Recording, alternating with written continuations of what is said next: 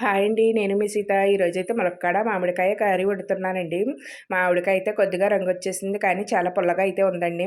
ఈ రెండిటి కాంబినేషన్‌లో అయితే నేను కర్రీ వండుతున్నానండి. ఈ కర్రీ అయితే చాలా బావుంటదండి.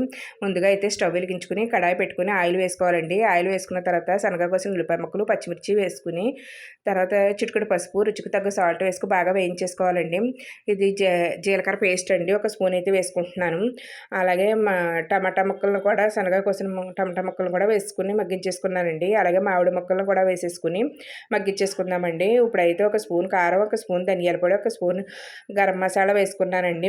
ఇలా ములక్కాడ ముక్కలను కూడా వేసేసుకుని బాగా మగ్గించేసుకోవాలండి. మగ్గించేసుకున్న తర్వాత కొద్దిగా వాటర్ అయితే పోసుకోవాలండి. వాటర్ పోసుకొని ఒకసారి కలపెట్టుకుని ఇలాగా మూత పెట్టేసుకోవాలండి. ఇలా మొత్తం అంతా దగ్గర పడేదాకా ఇలా చిక్కగా దగ్గర పడ్డాక దించేసుకోవాలండి. చూసారు కదా, ఈ కర్రీ అయితే చాలా బాగుంటుందండి. చాలా టేస్ట్గా అయితే ఉంటుంది. నా వీడియో నచ్చితే ప్లీజ్ సబ్స్క్రైబ్, లైక్ చేయండి, షేర్ చేయండి, కామెంట్ చేయండి.